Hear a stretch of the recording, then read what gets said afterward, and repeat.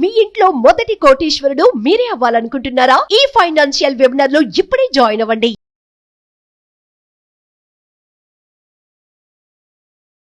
నమస్కారం డాక్టర్ శ్రీ ఆచార్య అనంతకృష్ణ స్వామి గారు. So video start చేసే ముందు క్లాసెస్ ఎప్పుడెప్పుడు ఎక్కడెక్కడ ఉండే అవకాశం ఉంటుంది అనేది తెలుసుకుందాం. ఎందుకంటే చాలామంది అడుగుతూ ఉన్నారు.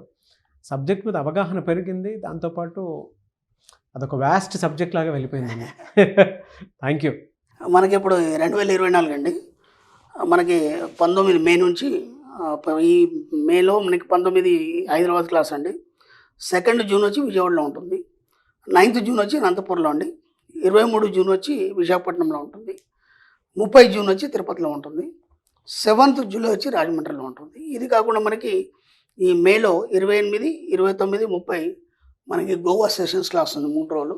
వీలైనంత తొందరగా ఎన్రోల్ చేసుకోండి, ఎందుకంటే చాలా రష్గా ఉంది సమ్మర్ కాబట్టి. అవును, గోవాలో మీ పిల్లలు కూడా మీరు తీసుకొని బాగా ఎంజాయ్ చేయాలి అనుకున్నటువంటి వాళ్ళు, అంటే ఒక సమ్మర్ వెకేషన్లో 3 days క్లాస్తో పాటు ఫ్యామిలీ అంతా ఎంజాయ్ చేయాలనుకున్నటువంటి వాళ్ళకి హెల్త్, వెల్త్, అబండెన్స్. సో వెంటనే ఎన్రోల్ చేసుకోండి. థ్యాంక్ యూ అండి. Thank you so much. Thank you. Previous వీడియోలో పిల్లలకు కావాల్సినటువంటి, అంటే సమ్మర్ సీజన్ కాబట్టి పిల్లలకి కెరీర్ గైడెన్స్ వైపు ఏ సబ్జెక్ట్ వైపు వెళ్ళాలి అనేటువంటి దాని మీద అవగాహన, జీవన విధానాన్ని నేర్పండి. జీవన విధానం అంటే లైఫ్ స్కిల్ కావాలి డెఫినెట్గా. అయితే ఒక సబ్జెక్ట్ని పట్టుకుంటే డెఫినెట్గా లైఫ్లో సక్సెస్ అవ్వడానికి అవకాశం ఉంటుంది. అదే మనీ మంత్ర సబ్జెక్ట్ అని చెప్పి అన్నారు. అండ్ రేపు 3 days క్లాస్ అక్కడ కూడా జరగబోతుంది గోవాలో. సో పిల్లలతో సహా మీరు కనుక వెళ్ళాలి అనుకునేటువంటి వాళ్ళు, ఎవరైనా సమ్మర్ ట్రిప్ కిందకి వెళ్తూ ఉంటారు కదా, సో మీరు కనుక వెళ్ళాలి అనుకుంటే గోవాలో మనీ మంత్ర క్లాస్ అటెంప్ట్ చేద్దాము అనుకునేటువంటి వాళ్ళు ఎవరైతే ఉన్నారో స్క్రీన్ మీద కనిపిస్తున్న నెంబర్కి మీరు కాల్ ఆర్ మెసేజ్ వాట్సాప్ చేసి ఎంజాయ్ చేసుకుని వెళ్ళచ్చు.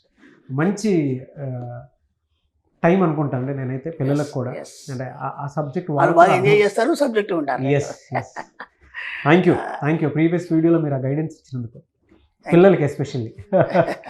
పిల్లలు ఎంజాయ్ చేయడానికి రావాలి, సబ్జెక్ట్ కోసం కాదు. ఎస్, రెండు స్వామి కార్యము స్వకార్యము. పెద్దలు సబ్జెక్ట్ వింటారు, పిల్లలు ఎంజాయ్ చేయడానికి. Yes, thank you so much అండి. 620 మనీ మంత్ర వీడియో, ఈ వీడియోలో ఏం చెప్తున్నాను. ఓ పిల్లాడు వచ్చాడండి నా దగ్గరికి.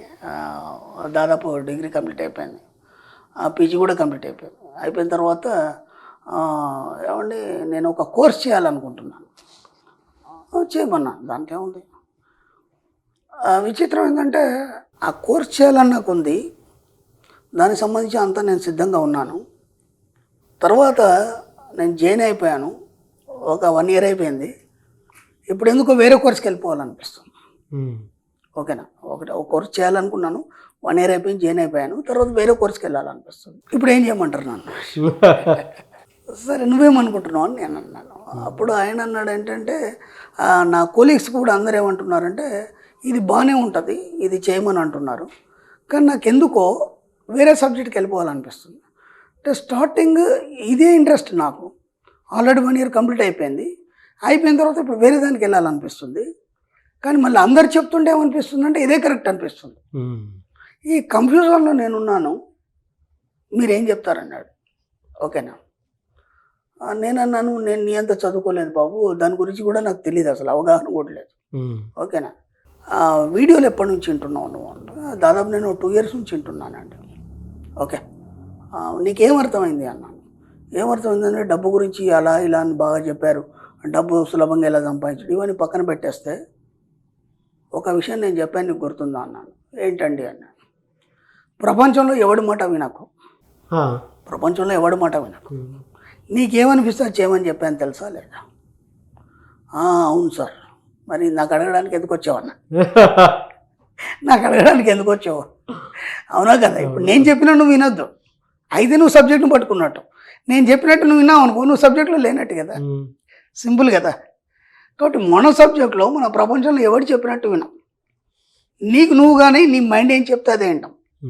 నేను ఇంతకుముందు కూడా 100,000 సార్లు చెప్పాను, నీ సబ్కాన్షియస్ మైండ్ నీకు ఎప్పుడైనా సరే ఉన్నతి వైపు ప్రయాణింపచేస్తుంది. సూత్రం అది.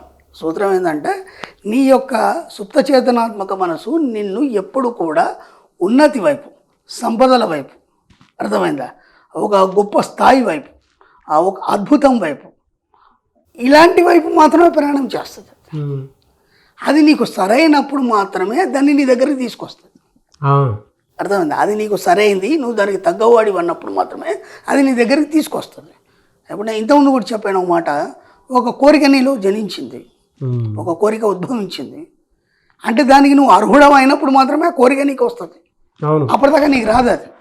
ఇప్పుడు మీ కోలీగ్స్ ఆఫ్ ఫ్రెండ్స్ 10 మంది ఉన్నారు, ఆ 10 మందిలో ఎవరికి రాని ఆలోచన నీకెందుకు వచ్చింది అంటే నువ్వు దానికి ఆ 10 మందిలో నువ్వే అర్హుడి కాబట్టి నీ దగ్గరకు వచ్చింది అది. కాబట్టి నీ సబ్ కాన్షియస్ మైండ్ నిన్ను ఎక్కడికి తీసుకెళ్తుంది అంటే ఉన్నతి వైపు తీసుకెళ్తుంది.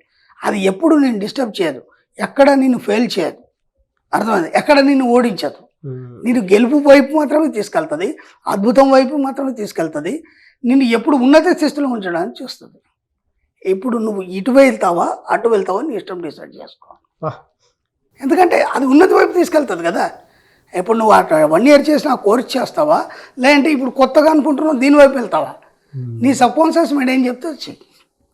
ఇప్పుడు ఏమైపోతుంది, నువ్వు ఖచ్చితంగా సక్సెస్ అవుతావు. ఇప్పుడు నేను చెప్పింది విన్నా, మీ ఫ్రెండ్ సర్కిల్లో చెప్పింది విన్నా, కోలీగ్స్ ఎవరైనా చెప్పింది విన్నా సరే నువ్వు ఫెయిల్ అయిపోతావు.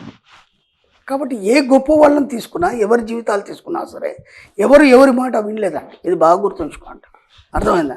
తన సబ్ కాన్షియస్ మైండ్ ఏదైతే చెప్తే వాళ్ళు విని దాన్ని ఫాలో అయినారో వాళ్ళు మాత్రమే సక్సెస్ అయినారు. ఒక మేధావిని కావచ్చు, ఒక జీనియస్ కావచ్చు, ఒక సైంటిస్ట్ కావచ్చు, ఎవరైనా సరే. అప్పుడు మనమే అంటాం కదా, ఒక వ్యక్తి ఉన్నాడు, ఒక రకమైన దాని మీద దృష్టి పెట్టి తదేకంగా అదే చేస్తున్నాడు, ఆడు పిచ్చోడు రాడి చెప్తే వినాడు. మనం ఎన్నో మాట్లాడతాం, రేపు అతను సక్సెస్ అయినాక అరే వాడు అప్పుడు మనం అట్లా అనుకున్నాం కానీ ఇంత సక్సెస్ అవుతాడని మనం ఊహించలేదు. అవును, అంటే ఎవరి మాట పట్టించుకోలేదు. ఆయనకు తెలుసు ఆ నిర్దేశత్వం అనేది ఎలా జరిగింది, ఆ విషయం తనకి ఎలా సహకరిస్తుంది, అది ఖచ్చితంగా సాధిస్తాననే నమ్మకం, ఆ కాన్ఫిడెన్స్ సబ్ కాన్షియస్ మైండ్ వాడిని సక్సెస్ చేస్తుంది. కాబట్టి నీ సుప్తచేతనాత్మక మనసు ఎప్పుడైనా నిన్ను ఉన్నతి వైపే తీసుకెళ్తుంది. కాబట్టి నువ్వు ఎక్కడ కూడా నువ్వు కన్ఫ్యూజ్ కావాల్సిన అవసరం లేదు. నీకు ఇది చేయాలనిపించింది చేసాయి, ఓ షాప్ పెట్టాలనిపించి పెట్టాయి, ఓ బిజినెస్ చేయాలనిపించి చేసాయి, లేదా నీకు ఇంకేమైనా చేయాలనిపించి చేసాయి. ఎవరి సలహాలు తీసుకోవద్దు, ఎవరిని అడగద్దు, ఎవరిని ఫాలో అవ్వద్దు. ఫస్ట్ ఫాలో అయినా ఫెయిల్ అయిపోతారు. మన సబ్జెక్ట్లో అనుసరించాలి తప్ప అనుకరించేదని మనం ఎన్నోసార్లు చెప్పుకున్నాం. కాబట్టి ఎవరిని అనుసరించద్దు, ఎవరిని అనుసరించాలి. అనుసరణలో నీకు నువ్వు మాత్రమే ముందుకెళ్ళాలి తప్ప ఎవరిని కూడా మనం అనుకరించాలి. అప్పుడు మాత్రమే సక్సెస్ అవుతావు. ఆ అబ్బాయికి అప్పుడు కరెక్ట్గా అర్థమైపోయింది. ఆయన అన్నాడు కదా, ఇంకోసారి మీ దగ్గర కూడా రానండి నేను అడగాను, శబాష్ బాగుపడతావు పో అని చెప్పేసి. ఎస్, మళ్ళీ 1 year లోపు అనుకున్న సక్సెస్ సాధించాడు. ఆ తర్వాత నాకు మెసేజ్ పెట్టాడు, నన్ను కలవద్దని చెప్పాను కదా, ఇంకా పనే ఉంది సక్సెస్ అయినాక. సక్సెస్ అయినాక నాకు వచ్చి కలవని నేను చెప్పాను, నేను వస్తా అంటే కూడా వద్దంటాను. సక్సెస్ అయినా మెసేజ్ పెట్టాను, నేను హ్యాపీ, నువ్వు సక్సెస్ అయితే నేను సక్సెస్ అని ఫీల్ అవుతాను. తర్వాత పెట్టాడు, గురుగారు మీరు చెప్పిందే కరెక్ట్, నేను ఎవరి మాట వినలేదు, నాకు ఏదైతే అనిపించిందో అది మాత్రమే చేశాను, నేను అనుకున్న కోర్సులో నేను ఈరోజు సక్సెస్ అయ్యాను, ఒక టాప్ లెవెల్లో ఉన్నాను. కొన్ని విషయాలు ఎక్కడ అనంటే చెప్పే మనిషిని బట్టి విలువ మారిపోతూ ఉంటుంది, ఉండే ప్లేస్ని బట్టి ఆలోచన మారిపోతూ ఉంటుంది. అందుకే చెట్టు కింద బుద్ధుడి జ్ఞానోదయం అయింది అంటే అంత ఊరికే విషయం. అది కొంతమంది గురువుల దగ్గరే, అది పిల్లలైనా ఫ్యామిలీ అయినా ఇంకొకళ్ళ దగ్గరకైనా సరే వెంటనే ఆరా పడగానే మనిషి తాలూకు ఆలోచనలు మారిపోతూ ఉంటాయి. అలాగే పిల్లోడికి ఆ విధంగా అంటే చెట్టు కిందనే బుద్ధుడికి జ్ఞానోదయం ఎందుకంటే ఆయన అక్కడ నుంచి జరగలేదు, అక్కడే కూర్చుంటాడు. నువ్వు ఎక్కడైతే కూర్చుంటావో అక్కడనే ఇన్నర్ మైండ్ ఉంటుంది కదా, అదే చెట్టు. ఆ చెట్టు ఉండే వాళ్ళు నువ్వు ఉంటావు కాబట్టి ఇన్నర్ మైండ్ నీకు సరైన దారి చూపిస్తుంది అంతే. చెట్టు కింద ఆయన కూర్చున్నాడు అని కాదు, ఇన్నర్ మైండ్ దాంతోనే కలిసి ఉంటావు అక్కడ, అందుకని జ్ఞానోదయం అయిపోతుంది అంతే. బయట ఎక్కడ ఎత్తుకోవాల్సిన అవసరం లేదు. అంటే స్పిరిచువల్ ఆస్పెక్ట్ నుంచి చూసినప్పుడు కొంతమంది మనుషులు కలిసినప్పుడు, కొన్ని ప్లేసెస్కి వెళ్ళినప్పుడు, కొంతమంది గురువుల మాట విన్నప్పుడు ఆటోమేటిక్గా ఆలోచన మారుతూ ఉంటుంది. ఈవెన్ మనం ప్రాక్టికల్గా చూసుకున్నాం స్కూల్లో అక్కడ ఉన్నటువంటి రేస్ ప్రభావం, ఆరా ప్రభావం, అంతకంటే ఏం లేదు. అలాగే అక్కడ పాజిటివ్ వైబ్రేషన్ ఉంది, ఆ వైబ్రేషన్ వాళ్ళకి ఒక రకమైనటువంటి క్రియేట్ చేస్తుంది. Anyway sir, thank you so much doctor Shiya Chiranthakrishna. Suman టీవీలో మీ పర్సనల్ అండ్ బిజినెస్ ప్రమోషన్స్ కోసం కింది నెంబర్కి కాంటాక్ట్ చేయండి.